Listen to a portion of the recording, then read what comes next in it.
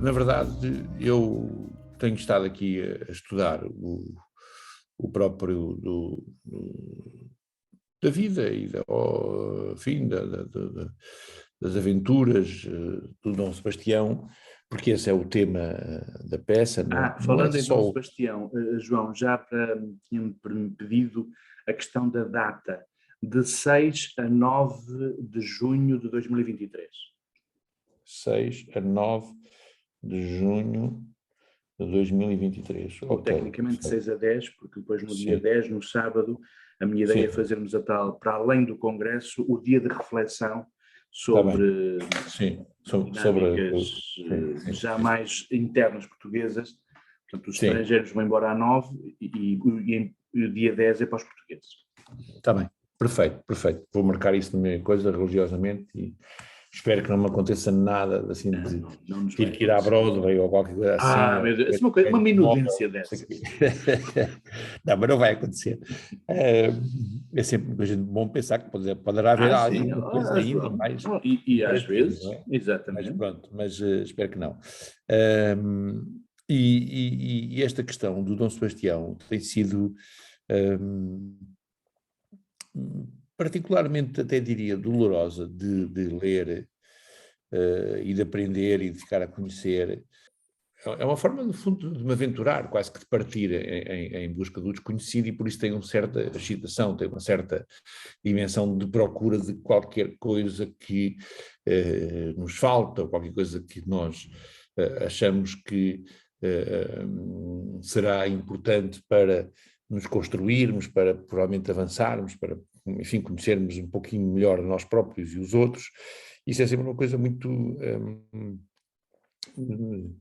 aventureira, e mesmo que a gente não perceba que o ler tem esse lado quase mortal, não é? No fundo, quase que fisicamente é uma espécie de morte daquilo que é a nossa relação com o Estado onde nos encontramos, e por isso vamos partir para uma coisa, e por isso significa matamos o Estado onde estamos e renascemos para outra coisa. Também é uma questão muito interessante na relação com a morte, que é uma questão que também tenho estado a ler bastante, que é esta ideia de que no fundo nós somos herdeiros de um conjunto de pessoas que deixou para nós, não é? Seja poetas, historiadores, políticos, o que seja, padres, por aí fora, um conjunto de pequenas mortes, no fundo, não é? Digamos assim, e que registou esses acontecimentos nos seus textos. Aliás, o Eduardo Lourenço fala muito disso, é muito curioso, porque também tenho estado aqui a ler uma série de coisas, e ele faz esses réquiems para os vivos, não é? Através de todos os homens que foram morrendo, ele escreveu uma série de elegias para eles e depois chama-lhe réquiem para os vivos. E é muito curioso porque ele, na verdade, fala dessa ideia de que cada vez que alguém escreve, que alguém de alguma forma registra, que alguém deixa ou pensa, enfim, e cria qualquer coisa para o futuro, é no fundo algo que nos chega dos mortos, não é? Ou seja, são os mortos que acabam por ser para nós muito importantes, não é? E tudo isto tem sido extraordinariamente gratificante e talvez mesmo exaltante, não é? Assim, uma espécie de regressar ao cavaleiro dentro de mim, não é? Esse cavaleiro que existe e que eu muitas das vezes tenho invocado, às vezes sem próprio compreender, mas esta questão do Dom Sebastião é particularmente dolorosa e enigmática e ao mesmo tempo reveladora. Há aqui um paradoxo incrível neste nosso rei. Logo porque, conforme eu tenho vindo a ler, e estou quase aqui a acabar uma biografia, tive a aproveitar para ler mais um bom bocado quando estava aqui, estou mesmo na fase final já da leitura da biografia dele, quase a chegar ao dia da batalha, enfim, mesmo ao momento da batalha, não é? Estava agora já nesse momento em que eles se lançaram para a batalha, e é muito curioso porque este rei, no fundo, este homem levanta um conjunto de coisas incríveis para nós todos, que é esta ideia de que ele estava basicamente no fim de uma linha, não é? No fundo, ele é filho, quase que uma última possibilidade de...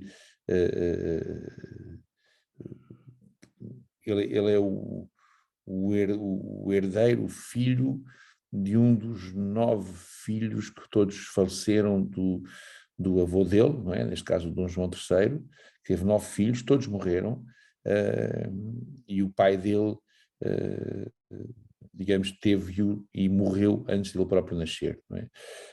A mãe do Dom Sebastião, que era a Dona Joana, acabou por o ter, já desconfiando, eles não lhe disseram que o marido tinha morrido, que o rei tinha morrido na altura, mas ele já tinha falecido quando o Dom Sebastião nasce.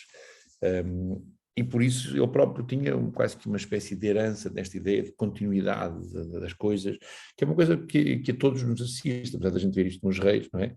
Na verdade, a todos nos assiste, esta ideia que vimos e também temos que nos reproduzir, não é? Criar filhos, criar descendência, deixar memórias, deixar livros, o que seja, árvores, um jardim, sei lá, um beijo em alguém, mas neste sentido de que o que nos torna também humanos é esta própria ideia de continuidade, não é? O facto de nós precisarmos de que alguém a seguir a nós fique para poder dar sentido também àquilo que é a nossa própria existência, a nossa própria vida, mas também à nossa própria relação com aquilo que é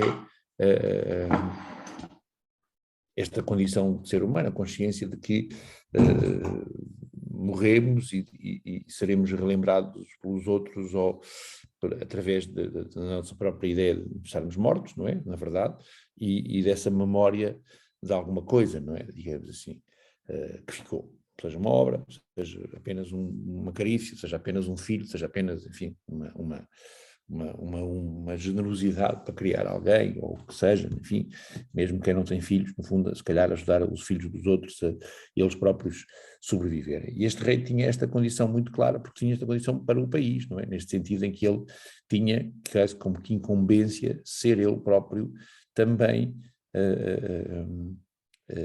progenitor de alguma descendência, ou seja, uma das coisas era muito esta ideia de que ele teria que ter um filho, enfim, casar, ter um filho.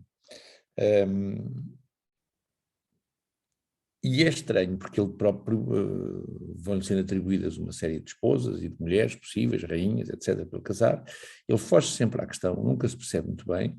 Ele provavelmente tem ali também um conjunto de doenças, enfim, que nunca são muito bem reveladas, mas que parece que são doenças, enfim, que podem inclusive ter doenças de caráter do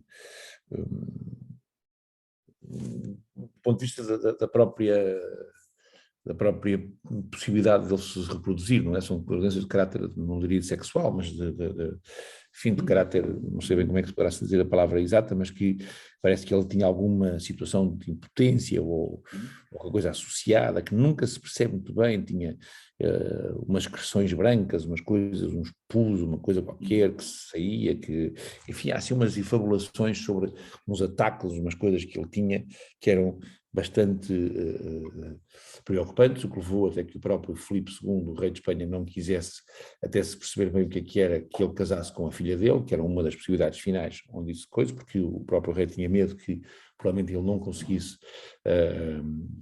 digamos, ser progenitor, no fundo, reproduzir-se, não é? Por ter alguma questão que pudesse, no fundo, dando a filha ao rei português, ou Dom Sebastião, pudesse isso impossibilitar dele próprio ter também descendência através daquela filha. Acho que o Filipe II só tinha filhas, mas levanta um conjunto de questões que, como rei, me parece que ele tinha alguma repúdio também com as mulheres, enfim, há várias histórias, nenhuma delas é muito clara sobre o assunto, não sei se isso na altura podia ser entendido como hoje o entendemos, mas a certa altura, e o que é mais importante é, ele desenvolve, o que é mais importante, ou que é mais significativo para aquilo que eu estou à procura, ele desenvolve uma relação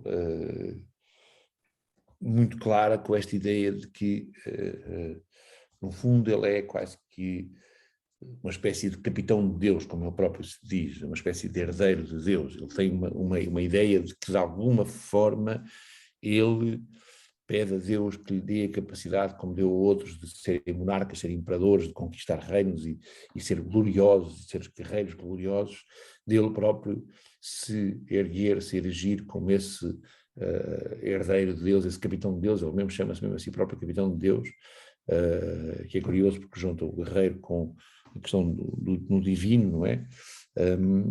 E, de alguma maneira, ele procura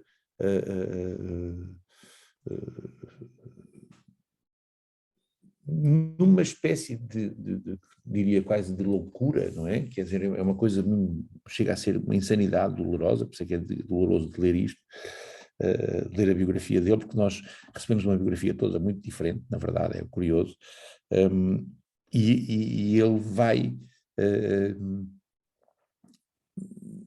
provocando uma situação, mentindo, ocultando, enganando.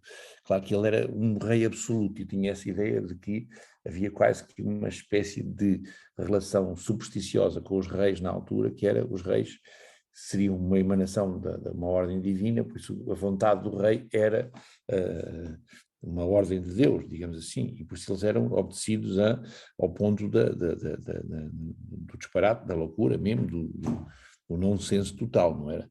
E isso fazia com que, de alguma maneira, ele vá desenvolvendo uma espécie de figura que se sente que ele próprio se realizará se ele de alguma forma combater e matar, penso eu, que é provavelmente o termo, mas é isso que vem, não se percebe muito bem, o xerife marroquino na altura, o Abd Amelik, que é considerado o rei maluco, ou rei Moluco, vem várias, o xerife maluco, e que na verdade é um xerife que toma conta, enfim, de uma parte do território marroquino, com a ajuda dos turcos na altura. Claro que aquilo era uma questão muito complicada, porque eles traíam-se uns aos outros, os árabes, e juntavam-se e desjuntavam-se, e por isso ele consegue, de alguma forma, depor um xerife que toma, na verdade, esse xerife depois toma a posição dos portugueses, ou seja, tenta, através dos portugueses, no fundo, regressar ao poder, e eles vão todos com essa fé que esse outro, o xerife Abd Malik, está muito doente, e que há ali uma conjugação de situações que vão todos atrás deste nosso rei, do Dom Sebastião, que leva basicamente a situação à desgraça total, ou seja, é uma espécie de suicídio coletivo conduzido por um rei que tem uma fantasia, que é esta ideia que qualquer coisa que lhe falta, ou de conquistar uma espécie de paraíso na Terra, não é? Uma figura divina, paradisíaca, não é? Conquistar qualquer coisa que lhe falta, que é absolutamente impossível, e que ele corre, na verdade, para a desgraça e para a sua própria perdição, de uma maneira muito curiosa. Dando aqui um salto para a frente, o que é mais curioso é que depois, na verdade, percebe-se isso, mas nós acabamos por, como país, provavelmente, e é estranho, ainda não consegui dar a volta dentro da minha cabeça como é que isto funciona, mas foi preciso para nós, provavelmente como país, morrer, não é? Perder-nos, para depois poder renascer e voltar digamos, a tornar-nos a ser outra vez o país que tínhamos sido antes, com esta condição de termos morrido a meio e termos renascido posteriormente. E isso fica muito presente em nós todos, como estrutura psíquica, e que é algo que a nos morte e o coloca... renascimento é arquetípico, é? Sim, é um tema que exatamente. se reinventa a cada momento. O Jung tem, eu até na altura, acho que é no Abre Reação, não é? No livro tem uma série de conjuntos de textos acerca do Renascimento, tem 4 ou 5 possibilidades, nós já falámos até bastante nessa questão, mas isso está muito presente na nossa construção mental, e depois, digamos, eu estou a tentar também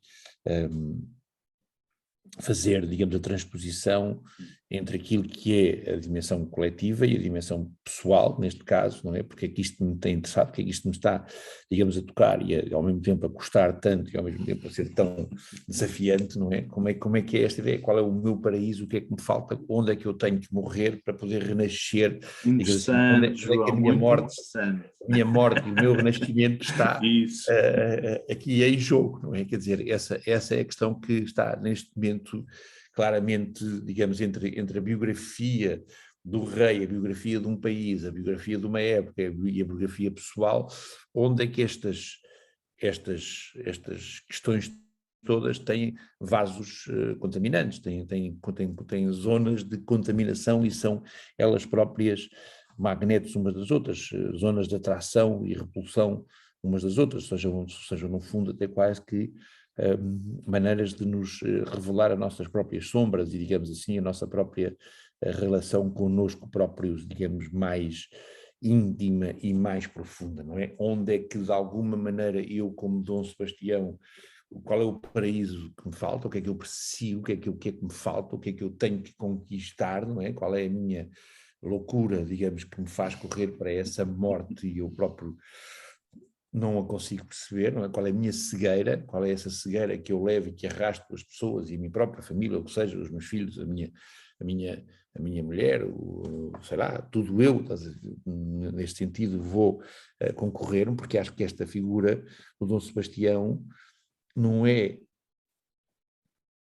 digamos, de uma forma incipiente, não é? Ou de uma forma que a gente possa dizer-lhe que ela não tem a sua lógica, que ela fica, é quase que o rei mais conhecido de todos os nossos reis, na verdade. Se nós falarmos qual é talvez o rei mais fundamental e mais importante da nossa história, quase toda a gente falará em Portugal do Dom Sebastião, até por coincidência e de uma forma muito pouco, enfim, destas sincronicidades. Há uma festa qualquer na Abrunheira, neste momento, que é uma terrinha aqui ao pé de Torres Vedras, que é uma festa que vai ser feita em honra do mártir, do rei mártir Dom Sebastião, não é? Muito bem. Vimos assim uma espécie de cartaz, uma coisa completamente doida, mas que raio de carga d'água é que isto agora, no cafezinho onde eu vou, está lá um póster a dizer que há uma festa nestes dias em honra do rei mártir Dom Sebastião. Para lhe dizer... É muito irónico. É mesmo irónico, é das tais sincronicidades que só provavelmente o nosso Jung é que de alguma forma nos fez abrir, digamos, a pestana, não é, como se diz, para perceber que há qualquer coisa que a gente está a falar que na verdade ela está aqui à nossa volta, está mesmo aqui, e nós não conseguimos perceber. E por isso gostava muito de hoje de perceber, quer dizer, qual é o meu paraíso, qual é o paraíso que eu imagino para mim, no fundo, o que é que me move na minha vida, o que é que me falta, digamos, que batalha de Alcácer Quibir é que eu quero, de alguma maneira, travar, não é? Que rei Mouro é esse que eu quero combater, que me faz, no fundo, também morrer e renascer, porque também esta questão aqui é interessante perceber a cada instante, não é? Na verdade, porque o problema que se torna depois aqui também como uma figura psíquica interessante é que o que acontece com a morte e o renascimento de um país, como é o caso nosso, ele torna-se, na verdade, um país quase que impossível de se realizar, porque o problema é que esta morte e renascimento, a partir da ideia de que ele renasce e renasce para qualquer coisa, para cumprir qualquer coisa, para regressar, porque faz sentido que este renascimento lhe dê um sentido qualquer outro, não é? Que é o que, na verdade, depois os profetas todos, o Bandarra, não é? Que é o que depois eles utilizam, o Padre António Vieira, o Pessoa, o Antero de Quental, por aí fora, eles todos vão trabalhar nesse sentido, que é, claro, o Antero de Quental de uma forma mais negativa, de uma forma da decadência do próprio país, da própria ideia do homem ibérico. Assim, é engraçado que o Antero de Quental vira a coisa ao contrário. Aliás, há uma imagem muito, muito curiosa sobre o Antero de Quental, que é um homem que está, enfim, em pé numa ilha, e que a ilha vai ficando cada vez mais pequena, no fundo, e provavelmente ele vai-se novamente afundar, digamos assim. Mas o próprio rei Dom Sebastião, não é? Depois ele vive, há um conjunto de lendas até sobre ele, não é? Ele sobrevive, não é? Digamos assim, sobrevive na nossa própria imaginário, na nossa própria figura mítica, digamos, figura simbólica e mítica, aquilo que é o país, com base numa coisa qualquer, que é esta ideia de que o país vai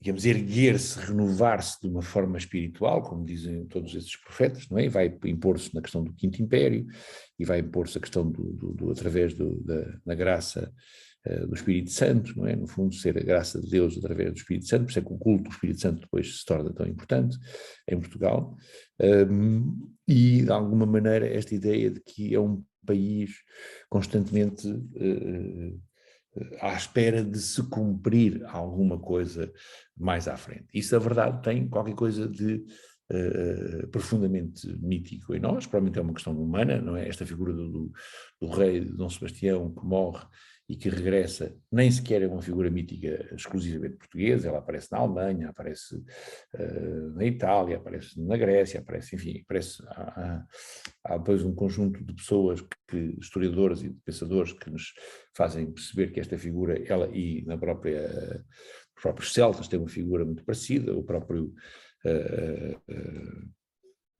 o rei Artur, não é, digamos assim, essa ideia de que ele morre, mas continua, e o reino da Távola Redonda virá um dia qualquer, esta figura mítica do rei que morre, mas que continua, na verdade, presente entre nós, e que é uma espécie de morto que nos conduz depois a um renascimento qualquer, é uma presença muito forte, e na verdade o que interessa aqui provavelmente é pensar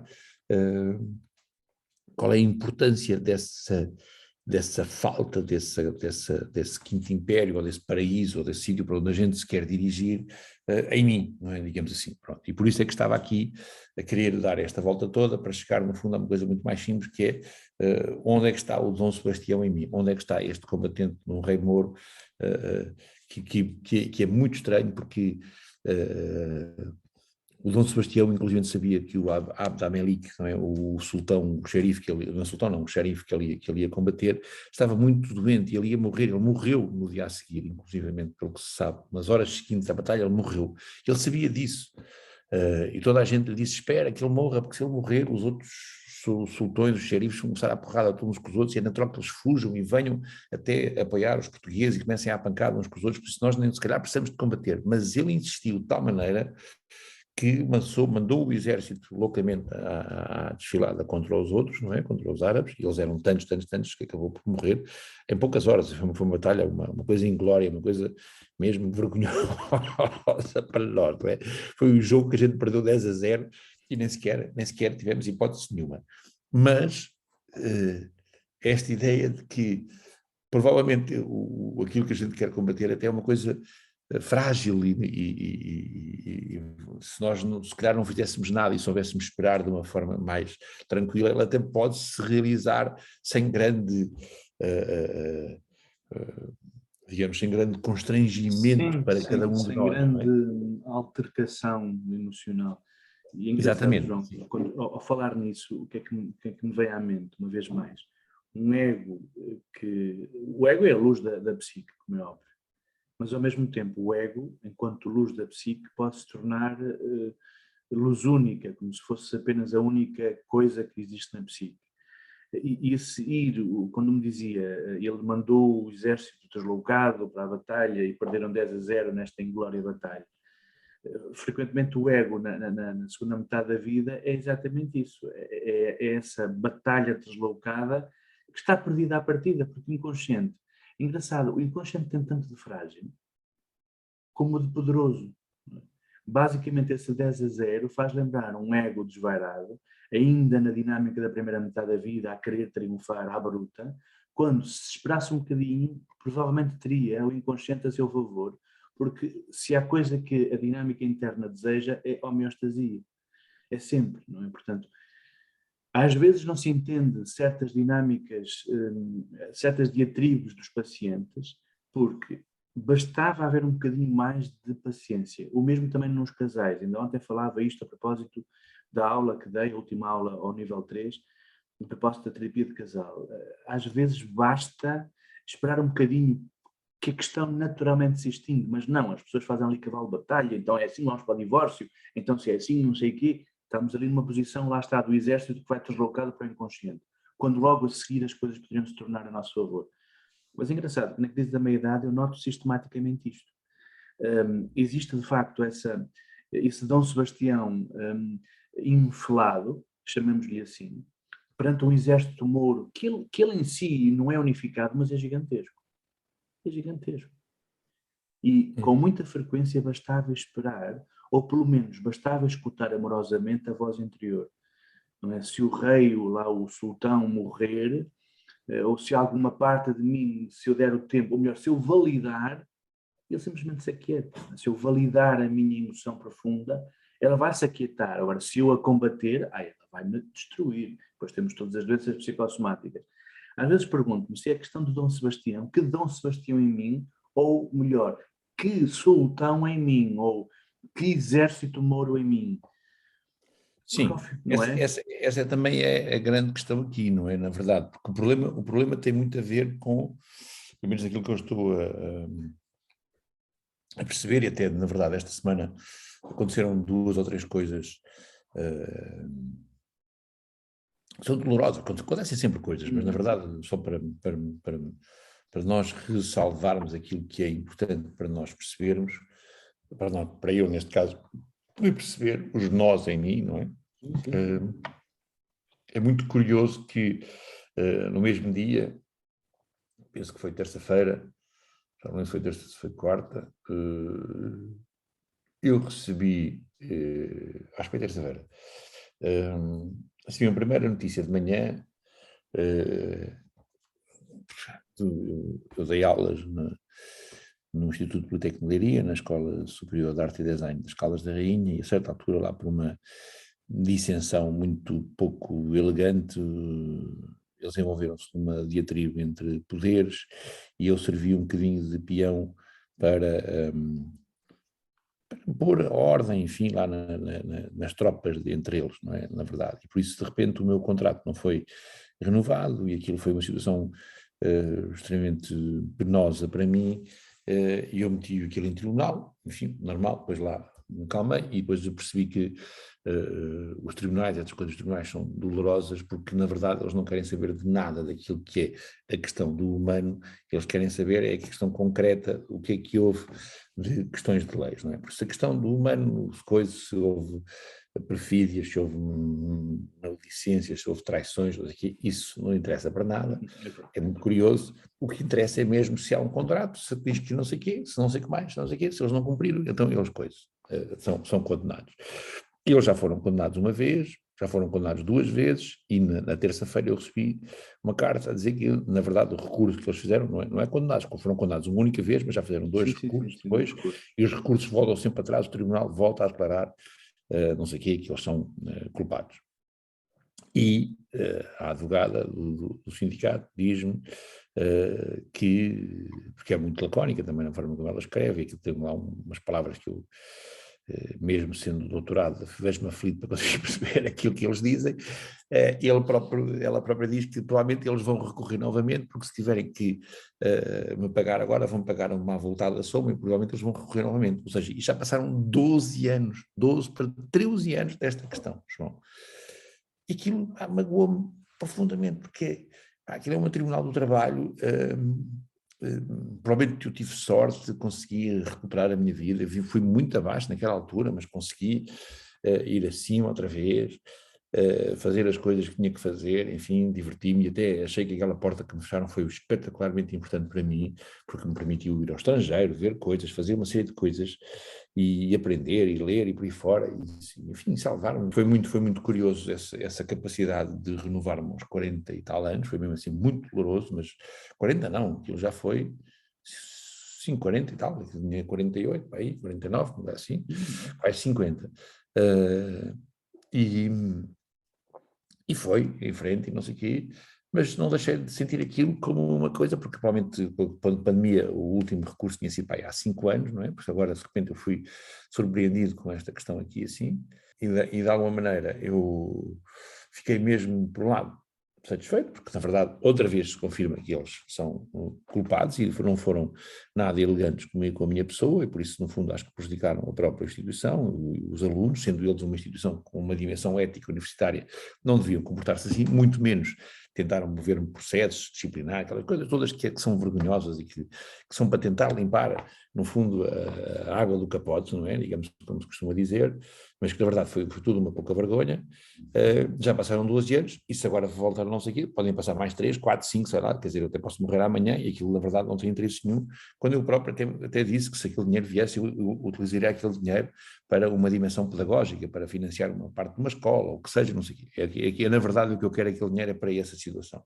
Mas fiquei assim um bocado, que coisa, que país, que estranheza é esta de por um lado sentir que por um lado tenho razão, por outro, se eu morrer amanhã ou se acontecer alguma coisa, esta situação não vai reverberar em nada, é uma coisa, enfim, inútil. Isso é o ser humano. A justiça existe para, isso basicamente, é nos fazer sofrer em vez de para fazer equilibrar as coisas.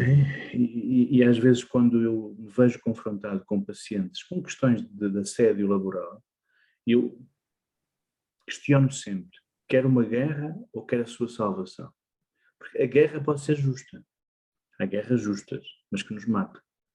Sim, mas repare, João, quer dizer, esta questão não vale a pena também eu dizer a mim próprio que aquilo não me magoou, porque me magoou, claro que caíram sim, umas magoou lágrimas e continua a internamente, magoar. continua a magoar, porque eu, na verdade, Imagina. dei o melhor para aquela escola, fiz o melhor que Sim, sabia, sim. E no com fundo, todas há uma lei acima de nós que nos devia reger, e eles, sendo uma escola, sendo uma instituição que no fundo tem até uma noção de que são também, digamos, uma espécie de difusores, digamos, divulgadores de uma ética entre os homens, na verdade, são eles próprios que também criam as regras e as leis, são para isso que eles existem, eles próprios prevaricam constantemente e perpetuam essa prevaricação de uma forma quando já foram 2, 3 vezes ditos que não têm razão, mas vão tentar fazer até ao fim em nome, sabe-se lá do quê? Porque na verdade a instituição é que fica lançada. Sim, mas uma os homens... teimosia, ao fim e ao cabo, uma teimosia egóica. É uma teimosia egóica, pronto.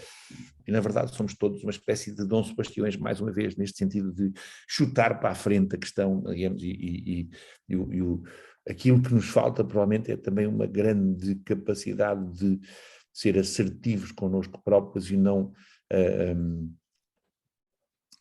ser permissivos com esta ideia de que aquilo que acontece, nós não somos responsáveis por aquilo que acontece, digamos assim, é o outro, é alguém, é não sei o quê, a gente esquece aquilo, enfim, não vai magoar, que se lixa, é o deixar andar, não é? O estar para canto, não é? Na verdade, e foi muito interessante porque eu percebi que nós como país e como decisores políticos e pessoais, provavelmente, estamos constantemente para canto as coisas, não é? Com uma espécie de esperança que elas próprias se resolvam por si próprias, como se as coisas tivessem quase que uma capacidade de se resolver a si mesmas quando nós não as conseguimos resolver e elas são do estrito foro pessoal e humano, não é? Digamos assim.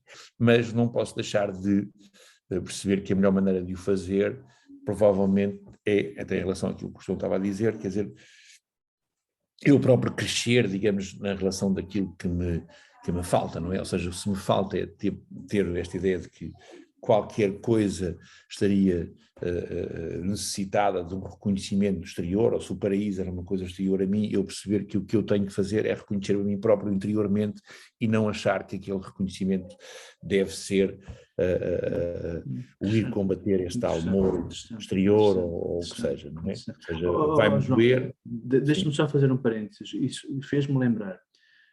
Existem nos volumes das cartas de Carl Jung, há uma carta muito engraçada que salvo ao Michael Ford, o tradutor para inglês, penso que foi com ele o episódio.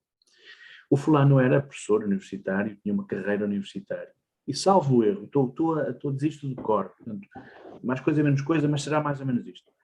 Eu penso que aos 45 anos ele terá feito um concurso interno na universidade estava certo, tendo em conta o seu prestígio internacional, a sua qualidade docente, investigador, estava certo o Fordham que iria conquistar aquela posição. E ficou horrorizado porque aparentemente terá ganho a posição uma pessoa muito mais nova do que ele e muito, no entender dele, muito impreparada. Ele terá comentado a Jung, muito ofendido, quase como uma criança lamentosa, terá comentado com Jung numa das cartas justamente esse episódio. E Jung responde-lhe: Michael, mete na tua cabeça, estou agora a simplificar o texto, claro, Jung não terá dito isto, mas basicamente o que ele queria dizer é assim: olha, mete na tua cabeça que na idade que tu tens, sendo tu novo, já não és novo. E tens que te habituar, ou tens que te inteirar que a vida já não é para ti, que estás na meia-idade. No fundo é como se ele dissesse ao Michael Fordham: olha, trata agora do desenvolvimento interior e esquece a batalha exterior e dá para outros, dá de barato. Ao fim e ao cabo, no fundo, o conselho de Jung, mais velho do que Fordham, foi: dá de barato isso, não te preocupes e sai de cena para fazer as coisas mais importantes para ti, que é todo o domínio da interioridade e do sentido profundo.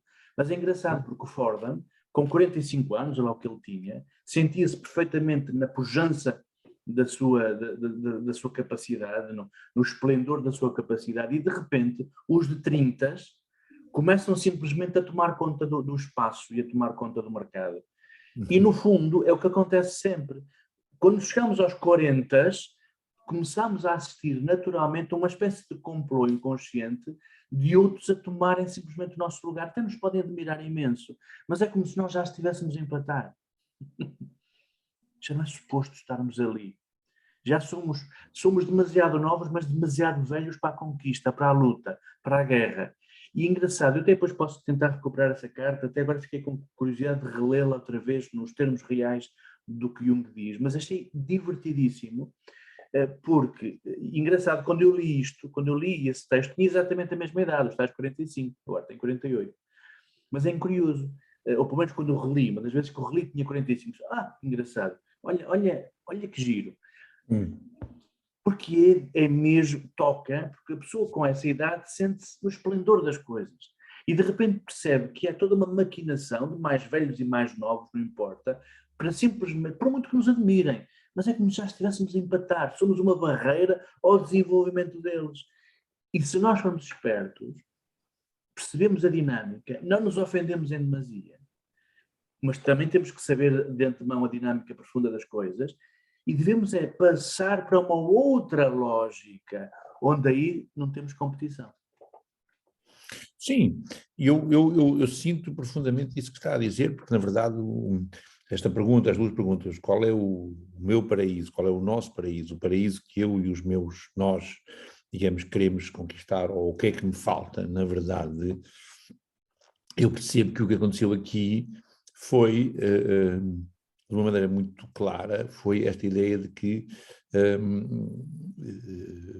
é essa tentativa muito evidente de gente mais nova e provavelmente também bastante mal formada querer me colocar de fora numa questão que ele acha ou que eles acham que tem provavelmente mais força, mais dinâmica, mas também não é bem verdade, porque na verdade há gente lá muito mais até velha do que eu que está cá e tem a mesma idade ou que tem não sei o quê, por isso é uma espécie também isso que o João está a dizer, mas acresce-lhe isso, esta ideia de que é um combate permanente político e humano para abrirmos espaço para nós, não é? É isso que o Michael Fordham e o Jung estão a falar, obviamente que é também, e isso não há volta a dar, é mesmo assim, há que dar espaço a outros, mas também é esta permanência de que se eu puder abater uns quantos sultões árabes pelo meio no meu caminho, eu terei mais provavelmente capacidade de lá chegar. Na verdade, esta também é a luta, não é? Ou seja, estamos sempre permanentemente numa guerra,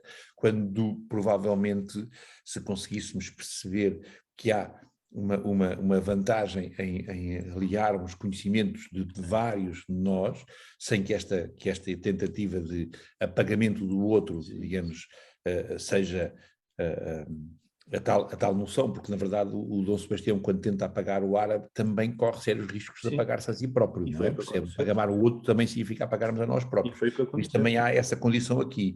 Agora, o que o João tem razão, e essa é a questão que aí o Jung coloca e que a mim parece, para mim, uma grande lição, é que o que é que me falta a mim? O que me falta a mim é uma interioridade, o que me falta a mim provavelmente é o reconhecimento a mim próprio do que é a minha interioridade e não o reconhecimento dos outros exteriores. Eu não posso resolver isto com o reconhecimento que os outros me vão dar a mim, digamos assim, posso reconhecer isto com a completude que eu sinto daquilo que eu estou a fazer para mim próprio e comigo próprio. E essa é que é a questão aqui que eu também tirei muito forte desta. Não é o problema do tribunal continuar e deles continuarem a não me querer dar aquilo que é meu por direito, não é? Na verdade, porque é a lei dos homens, assim o fez, e por isso eu tenho provavelmente direito àquilo nessa instância, mas o que está resolvido ali provavelmente eu ter que aprender a esperar para que isso possa chegar, e essa espera é uma aprendizagem interior, ou seja, eu tenho que fazer isso sem eu próprio, ou seja, conquistar o meu próprio paraíso, digamos assim, e não sentir que me falta nada enquanto espero, digamos assim, estou tranquilo na minha espera, porque é difícil, a espera é sempre também um sinónimo de vazio, de algo que nos falta preencher, de algo que é preciso ter mais água no copo, Quando digamos ela assim. é dolorosa, é verdade. E é quanto ela é É dolorosa, ou verdade. seja, a espera tem um lado de aprendizagem, se nós conseguirmos que esse vazio não tome conta da espera e não a torne, digamos, ansiedade, não a torne angústia, não a torne dor, digamos assim, ou que essa dor, pelo menos, faça parte da espera como algo que é lenitivo, que é abençoado e que é uma forma de aprendizagem de autoconhecimento, digamos assim, e por isso eu também me coloco numa espécie de posição de vítima, sem necessidade de me colocar nessa posição, digamos assim, porque eu estou muito preenchido com aquilo que fiz. Se me querem colocar de fora, ok, coloquem-me de fora, o tempo ou as coisas ou a minha própria relação com as coisas está preenchida e está tranquila. Pelos vistos não está também, na verdade, não é? Mas tenho que a reequilibrar de alguma maneira, não é? Tenho que reconhecer que tenho que a reequilibrar de Engraçado, alguma é maneira, engraçado. sem perder a noção de que, digamos, voltando a esta questão do Renascimento, que é muito importante, provavelmente, perceber estes acontecimentos como uma forma de renascimento e não como uma forma de condenação à morte, digamos assim. Sim, Não sei sim, sim, se me faço interessante. entender de uma forma Interessante. muito E evidente. nesse sentido, João, é engraçado porque quando conhecer o Marcelo vai perceber ainda mais isto.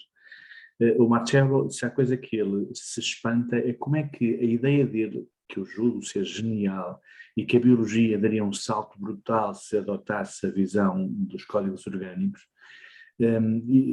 porque ele continha exatamente os 40, portanto, em 1985, quando ele publica o livro paradigmático dele, que depois todos os outros são sequelas desse, e tinha exatamente os 40. E estava naquele esplendor do próprio Karl Popper a dizer que aquilo é extraordinário, e outros autores a afirmarem que aquilo era revolucionário, e ele convenceu-se com os 40 que a visão dele poderia revolucionar a biologia, e vai revolucionar. Curiosamente, 40 anos depois, portanto, ele tem 82, 40 anos depois, ele não é que se tenha resignado, porque ele percebe que a visão dele é revolucionária, mas agora ele simplesmente diz: my time will come. Mas provavelmente o tempo dele virá quando ele já não estiver cá. Mas ele tem consciência disso. A única coisa que ele diz é: João, a única coisa que eu quero é todos os anos criar uma conferência, criar algo onde isto se continue a disseminar tranquilamente, que as pessoas possam regressar às suas casas e aos seus países com a sensação de que foi uma coisa agradável e boa. My time will come. E é interessante ver, aliás, ele o ano passado tomou, tendo em conta a idade e o problema de saúde que teve, neste momento, quem é o líder da associação já é um outro, é um investigador, um médico croata, também muito interessante, também gostei muito dele, que é o líder agora, o presidente da Organic Code Society. Mas é interessante perceber que, de facto, a certa altura nós só podemos dizer algo como isso: My time will come. digo eu. Mas isso é completamente sebastiânico. É perfeitamente sebastiânico. É completamente sebastiânico. Na verdade é curioso, porque na verdade, se calhar, o próprio mito do Sebastião é uma forma de nós sobrevivermos às próprias percas de batalhas que a vida nos vai é que não obrigando a podemos ter fazer. dúvida. É verdade. É verdade. E ele Ou seja, virá numa noite de nevoeiro. Ou melhor, viremos nós numa noite de nevoeiro. sim. Regressaremos enquanto mortos, digamos assim, e esse regresso enquanto mortos à memória dos vivos, não é? Dos outros que ficaram depois de nós, é, na verdade, esta ideia de que nós somos uma espécie de Dom Sebastião também, que caminhamos para uma batalha fatal, que no fundo é a morte, na verdade, é verdade. É o nosso árabe, seja ele qual for, é o nosso corpo, é a morte, é um acidente, enfim, a doença, é o tempo também, pode ser, tem muitas substanciações, não é, possíveis, não é? Ou seja, o árabe aqui é tanto um acidente, é uma coisa que nos matará de desgosto, é o cancro, sei lá, é a própria dormir à noite e não acordar de manhã, é o que seja, é uma coisa qualquer, e vamos acreditar, não é, no fundo, que regressaremos provavelmente na memória, na leitura que alguém fará de um texto nosso, ou de ver uma fotografia nossa, ou de uma planta que a gente plantou, poder dar um figo que alguém vai comer depois, o que seja, não é? No fundo, essa ideia de que, na verdade, nós regressaremos através, como mortos, através dos vivos, não é? No fundo, esta ideia de que a vida se celebra permanentemente, não é? Digamos, nesse fenómeno de vida e morte, não é? Digamos, a nossa vida é só completa quando nós percebemos que ela também tem, digamos, uma questão da morte. Aliás, um texto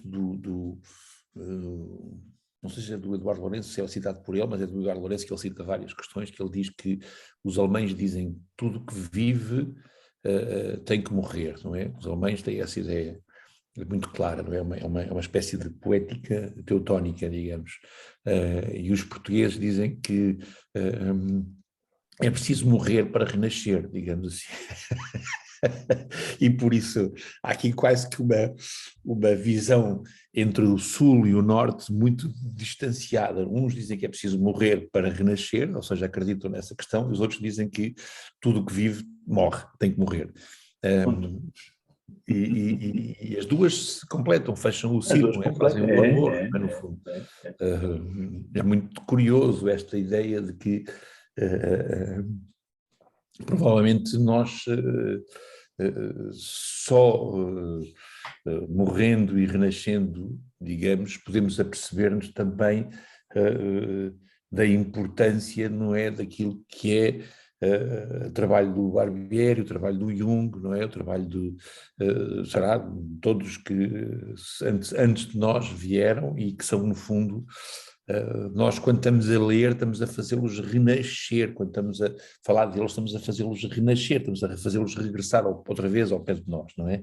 E é muito curioso esse efeito, é quase um jogo infantil, um jogo de Sebastiões, não é? Digamos assim, que é muito curioso, porque nós parece que não conseguimos entender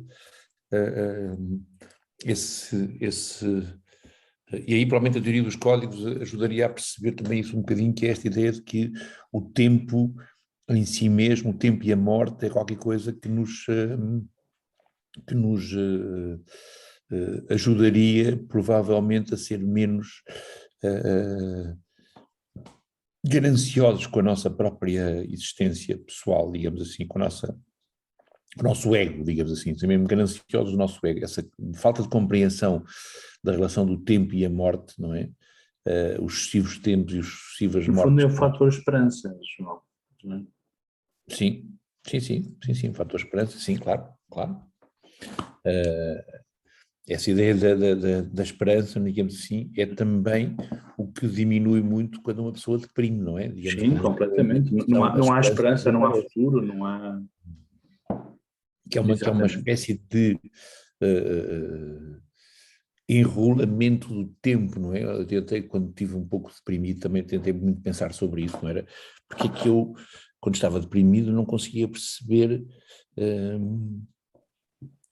ou quando estou mesmo, quando a gente está mais triste, não é preciso estar muito deprimido. Não há futuro.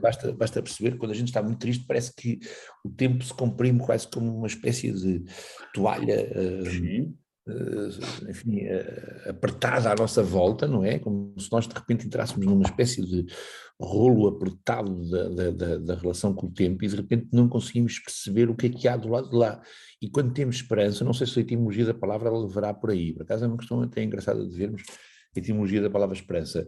Quando nós estamos com esperança, nós conseguimos ver o de lá, o lado de lá, do tempo, das coisas, não é? É engraçado, porque a esperança permite-nos ver o outro lado do tempo, e quando nós estamos tristes, a tristeza reduz-nos o outro lado do tempo a uma espécie de toalha apertada e comprimida, não é? Digamos assim, nós ficamos nesse rolo comprimido das coisas, é muito curioso. Eu fiquei sempre com esta imagem, por acaso acho que nunca a disse a ninguém, quando estive muito deprimido, muitas vezes meditei sobre... João, a raiz indo-europeia da palavra esperança, SPES, que significa expandir, aumentar, ter êxito, levar qualquer projeto adiante, blá, blá, blá. Da mesma etimologia temos prospera, que significa prosperar, esperar para o futuro. Que engraçado, está muito bonito. Mas expandir é fantástico, prosperar tem tudo a ver com isto, essa imagem física que eu estava aqui a tentar apreender, mas que é muito curioso, porque a ideia de esperança é mesmo essa, é uma espécie de expansão, não é? De prosperar, não é? E é completamente prospectivo. Sim. Na boa dinâmica da prospecção e da teleologia.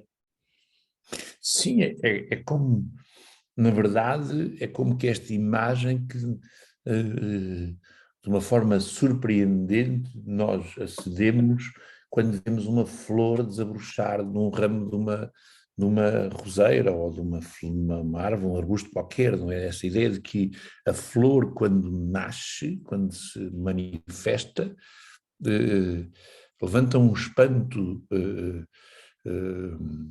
abissal, digamos, um abismo, um espanto de um abismo dentro de nós, que é esta ideia de que algo que é completamente inesperado, verde, que não tem aquela condição, de repente expande numa condição de cor e de beleza e de encanto, de atração, não é? Porque o prosperar também é um abismo, também nos atrai, não é? Digamos assim. E ter demasiada esperança também pode ser um bocadinho suicida, como o próprio Dom Sebastião. Ou seja, a esperança demasiada torna-se num processo de loucura, não é?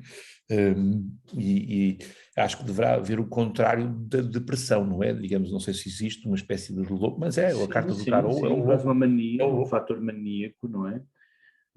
No bipolar temos os dois fatores, a fase da mania e a fase da depressão. Exatamente. E às vezes é mais destrutiva a fase de mania do que exatamente a fase depressiva. Exatamente, porque a carta do tarot, o que significa que o louco lança o pé para o abismo. Agora estou até a lembrar dessa, a Ruth estamos sempre a falar dos mitos e dos arquétipos, não sei o quê, e a carta do louco é aquele que lança o pé para fora do chão, para o abismo, com a esperança de que vai haver chão. Faça o que ele fizer, digamos assim, vai haver chão que lhe sustente o passo. Às vezes há, muitas vezes não há, e por isso ele bate com os dentes no chão. Se for muito alto, pode-se magoar a sério, não é? Digamos assim. E é curioso. Se bem que ao menino e ao borracho põe Deus a mão por baixo. A mão por baixo, pronto, exatamente, não é? É verdade, não é? Mas essa ideia de que a esperança ou a euforia, não é? Digamos assim, pode-se transformar uma euforia numa coisa disfórica, não é? Digamos assim. Sim. É muito curiosa, porque na verdade ela pode ser mais fatal. Claro. E eu penso que era isso um pouco também que aconteceu ao Sebastião, que era essa esperança, apesar de todos os sinais, todas as indicações serem contraditórias, ele teve sempre essa esperança de que ele ia conquistar, combater, matar o seu Moro. Sim. E que de alguma forma ia ter uma espécie de glória eterna. Glória. De alguma forma confio demasiado na sorte. O que leva-nos a outra sabedoria popular, não é? Ajuda-te que Deus te ajuda. Ele confiou só na ajuda de Deus, entre aspas, não é? Na ajuda da sorte, da estrelinha, não sei o quê, E não se ajudou calculando devidamente os passos a dar. Ajuda-te que Deus te ajuda. Acaba por ser um pouco isso. Primeiro os pés na terra e depois logo se vê. Sim, sim, mas a verdade, João, é que de um ponto de vista paradoxal, ele acabou por conquistar a imortalidade Sim. que ele ambicionava, de alguma forma, com esta à custa da morte física. da sua própria morte. Não é? E isso é mesmo curioso, porque ele, na verdade, renasceu. A situação é tão paradoxal que nós... João, uma vez mais a sabedoria popular, vale mais um cão vivo que um leão morto. É verdade, é verdade. Não tenho a mínima dúvida. Não é?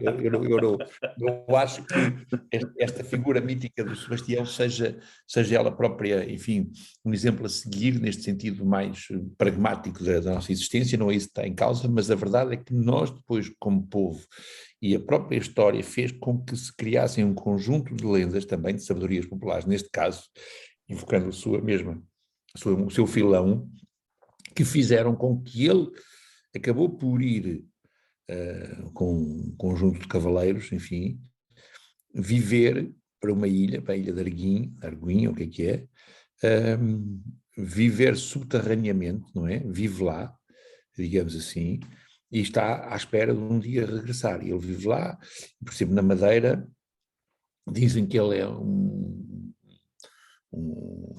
uma pessoa que gosta muito de beber café e de fumar cigarros e que sente muitas vezes o cheiro do café e dos cigarros que ele está lá embaixo a fumar e a beber café, e que de vez em quando ele tem que pôr a roupa cá fora a secar, e quando a ilha vem, não é, digamos assim, quando a ilha submerge, vê-se que ele põe a roupa a secar e eles veem a roupa a secar lá numa ilha que aparece lá do fundo do mar, e eles dizem então que sabem que o bom Sebastião está lá à espera deles e não sei o quê. Por isso a sabedoria popular também é muito retorcida, não é, João? Isso até nela temos que escolher exatamente com critério o que é que desejamos, não é? Por isso essa questão da sobrevivência do próprio rei é muito curioso, porque ele diz que eles dizem que, por isso é que depois há uma relação com o Excalibur, com a espada do Avalon, não sei o quê, porque eles dizem que ele traz uma espada e que ele enterra uma espada num rochedo, nessa ilha, que ao enterrar essa espada, a ilha vai ao fundo e submerge, ele fica lá embaixo, não sei o quê, e enquanto ninguém conseguir arrancar essa espada, ele não virá ao de cima, basicamente, não é? E por isso há aqui uma espécie de ficção popular, que é uma crença, digamos, de que alguém virá para nos salvar destas agruras todas da vida, enfim, destas prepotências, destes tribunais que nos condenaram e não sei o quê, percebe? E o que é curioso é que é verdade que sim, que mais vale um cão vivo do que um leão morto, é verdade, é toda essa sabedoria popular baseada numa certa capacidade de sobrevivência, tem muito que se lhe diga, tem muita importância para nós, mas também é importante perceber que a fantasia, não é, digamos, dessa sabedoria popular, também se condensa de um ponto de vista de muitas maneiras para ela própria também se perpetuar e fazer-nos sobreviver às agruras que não compreendemos, aquilo que nós não conseguimos compreender e não conseguimos de uma forma ou outra aceitar, provavelmente como esse tal paraíso interior, como essa interioridade. Não sei se a fantasia será uma forma de completar e de complementar a nossa falta de interioridade, provavelmente, mas a fantasia sempre teve estas narrativas, estas histórias, todas elas sempre têm quase que, diria, para além de uma profilaxia, tem também uma dimensão terapêutica, não é? Ou seja, a ficção é uma forma de nos curarmos, não é? As histórias que nós contamos é uma forma de nós nos curarmos a nós próprios, não é? O próprio sonho, no fundo, é uma forma de fantasia que nos cura, muitas das vezes, não é? Digamos assim, tal e qual como o RNA lá, os transmissores do código do Marcel Barbieri, no fundo, também são uma forma de criar equilíbrios, não é? Com as tais translocuções, não é? De energia exterior para a energia interior.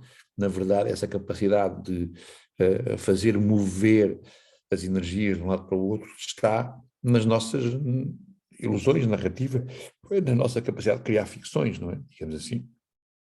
Isso é bastante atraente, pelo menos para mim, digamos assim. Eu curvo também criando imensas ficções, digamos, provavelmente internas, mas percebendo que a maior ficção é aquela que provavelmente me ajudará a criar o tal paraíso interior, ou uma tal sítio onde eu me sinta que já me falta, que já nada me falta, não é? Na verdade, onde eu me sinto suficiente com as minhas faltas, com os meus defeitos, com as minhas coisas todas, mas sinto-me digamos, em paz na minha ilha subterrânea, no meu paraíso interior, não é? No fundo assim. É muito curioso porque, na verdade, eu acho que o próprio Dom Sebastião acaba por nos levar a essa ideia de que todos nós temos que criar um sítio onde a gente viva debaixo d'água, submersos, não é? À espera de um dia vir, e se nós formos mais longe, este de viver debaixo d'água é um viver com o inconsciente, João, Sem na minha dúvida, sem perspectiva. dúvida. É o Sem paraíso, dúvida. na verdade, é uma espécie de regresso, ou não é de regresso, mas é Da uma homeostasia reconciliação, entre a consciência e o inconsciente, a digamos função assim. transcendente, não é? A comunicação das duas coisas, criando Sim, um todo, criando uma novidade que é a integração, não é? Um terceiro, exatamente. um terceiro. Não Exatamente. é um mero regresso, não é? Isso seria uma dinâmica um tanto quanto dos orientais, o fim do eu, o fim da corrente do samsara, a diluição da vontade. Bom, não parece que seja por aí. Será um Não, pouco a integração. Ao fim e ao cabo, as duas partes começam a interagir como duas pessoas de pleno direito. sim, a ideia é mesmo interessante, esta ideia de viver debaixo d'água, não é? Porque ele, no fundo, o rei vai viver por uma ilha, por uma espécie de rochedo subterrâneo, não é? Ou subterrâneo, não é subterrâneo, é mesmo submarino, digamos assim, que também tem a ver connosco, tem a ver com Portugal, com esta ideia toda nossa da relação com o mar, mas que é muito curiosa, que é esta ideia também de um acesso a qualquer coisa que é em nós profunda, subterrânea, submersa, submarina, invisível, e que está sempre ali em permanente diálogo connosco, como se essa noção de que nós temos que fazer esse rei subterrâneo, esse rei submarino, esse peixe, digamos, profundo, vir ao de cima, vir à superfície, não é? Ele está lá, vem secar a roupa, ou fuma cigarros, ou bebe café, ou o que seja, está ali à espera, não é? De qualquer coisa, seja também a compreensão de que alguma coisa nos falta, não é? E ao mesmo tempo essa possibilidade de equilibrar essa falta é, digamos, a arte do sonho, mas também a arte da fantasia, a arte da ilusão, a arte da narrativa, não é? A arte da ficção, digamos assim. Ou seja, criar essa possibilidade de transportar esse rei submarino para a nossa existência cotidiana, digamos assim, é uma falta eterna, não é? Vai-se permanentemente manter, mas se nós conseguimos perceber que ele pode vir e de alguma maneira equilibrar-nos, ou do ponto de vista mais teológico, salvar-nos, digamos assim, que seja, não deixa de ser curioso, porque mais uma vez é o inconsciente coletivo, não é? O inconsciente de um país, ele próprio manifestar-se em cada um de nós, não é? Digamos, e isso é muito interessante. E mais, João, eu fui fazer à Madeira um workshop de escrita criativa sobre o Dom Sebastião, foi onde começou toda esta investigação, e não sabia que aquela história existia na Madeira, não estava longe de saber aquilo. E quando comecei a falar com as pessoas todas lá, mas tu não sabes isso, mas isto, o Dom Sebastião vive aqui na Madeira, vive aqui na Madeira, vocês estão a brigar comigo, não sei o quê. Eles começaram a contar a história, e todos eles, para eles, esta história é uma imagem, um substrato comum.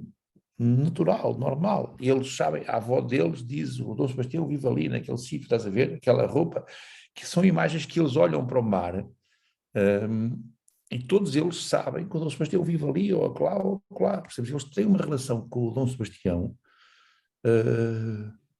absurdamente familiar. Claro que é uma ilha, mais uma vez, voltando à ideia de ilha, mas eu quando cheguei lá não sabia disso, e mais uma vez a questão da sincronicidade e o que era, não é? Porque eu cheguei lá, eu estava a falar de uma coisa que eu tinha estado a estudar e a ler uma série de coisas, e eles de repente sabiam mais dele, porque ele estava ali ao pé deles, do que eu, que já tinha chegado lá e ia fazer um workshop com eles e trabalhar sobre eles, e fartávamos de nos divertir, porque eles contaram imensas coisas sobre o Dom Sebastião e sobre esta tal ilha de Arguim, e que é muito curioso, porque inclusive esta ilha de Arguim, ela existe, está próxima da costa da Mauritânia, mas eles deslocaram-na e colocaram no fundo do mar da Ilha da Madeira e dizem que ele vive lá, não é? Ou seja, há uma outra ilha de Arguim, que é muito próxima da costa da África, que foi que dizem para onde o próprio Dom Sebastião foi, mas depois que a ilha de Arguim afundou-se e foi parar ali por baixo, mesmo ao pé da Ilha da Madeira. Por isso há, assim, há um conjunto de fantasias, voltando a esta ideia, que são salvíficas, são lenitivas, não é? Acabam por nos curar, digamos, da nossa própria relação com as coisas. Aliás, mas ao mesmo tempo essas fantasias lenitivas e salvíficas, que são claramente oníricas, se nós compararmos com os sonhos, o que essas fantasias querem é uma melhor adequação na realidade concreta, não no sonho, não é? Mas é lá fora, são indicações para lá fora, para o cão vivo, e não para o leão morto do inconsciente, que porque está morto quer um cão vivo lá fora. exatamente. Não é? Exatamente. Sim, é verdade. É verdade, sim. Sim, é verdade. Tem toda a razão. Eu não, nem sequer contraponho nada diferente. Acho isto uma grande ironia. Acho um deslumbramento, sinto-me tão deslumbrado com esta questão que fico, às vezes até perplexo, fico, digamos, quase que morro de contentamento ou de deslumbramento, não é? De intuição, digamos, como se a minha intuição fosse capaz de ela própria me matar a minha consciência neste sentido, digamos, de repente mata e amplia outra vez, não é? Digamos assim. Sim, e uma mata a outra e a outra mata a uma, vá brincando com as palavras. Exatamente, uma mata a outra mata a uma, é verdade, é mesmo isso, porque é tão surpreendente toda esta narrativa que nós construímos uns sobre os outros, não é? Mas o que a mim me está a deixar mesmo intrigadíssimo é primeiro, a nossa capacidade de nos ocultarmos aquilo que foi da própria vida do próprio rei, não é? Primeiro, essa é uma das questões curiosas. Segunda, a questão que o próprio rei, provavelmente de uma forma muito inconsciente, correndo ele para a sua própria morte física, nos perpetuou enquanto país, ou seja, foi quase que da ordem do milagre, esta ideia de que nós perdemos a nossa independência, mas isso estava quase que destinado, como dizem lá os profetas, agora, enfim, cada um inventará o que for, não é? Ninguém saberia provavelmente isso, nem o próprio rei, mas isso foi condição para depois da resistência que se fez, não é? De toda a questão que veio a seguir. É curioso que os próprios Lusíadas foram impressos mais ou menos naquela mesma época em que o rei morreu, em 1576, se não me engano, assim, e o rei morreu em 78. Por isso os próprios Lusíadas depois tiveram um impacto enorme no nosso ressurgir como país, não é? E por isso, digamos, há até na própria ideia repegando nos próprios Lusíadas, não é? Esta ideia e da ilha, a Ilha dos Amores, a Ilhas Afortunadas, não é? Esse sítio todo para onde nós nos dirigimos, que é na verdade, eu nunca tinha pensado nisso, precisava falar hoje com a Ruth sobre isso e chegámos a essa mesma conclusão, a própria Ilha dos Amores dos Lusíadas é o inconsciente, na verdade, é o sítio do inconsciente, é o sítio para onde todos nós nos dirigimos de novo, não é? Na verdade. É muito curioso que, nesse sentido, provavelmente a nossa vida é uma manifestação brutal da nossa, um irrompimento da consciência, mas nós caminhamos todos novamente para essa ilha afortunada, ou essa ilha dos amores, que é a zona do inconsciente, é o sítio onde vive o Neptuno, essa dimensão submersa para onde todos caminhamos, não é? Na verdade, é o próprio Neptuno, é a própria Vênus, é uma série de deuses que levam os nossos navegadores portugueses e os fazem sair da realidade. Os barcos acabam por sair da sua rota e entram numa rota desconhecida para todos eles e vão parar à Ilha dos Amores.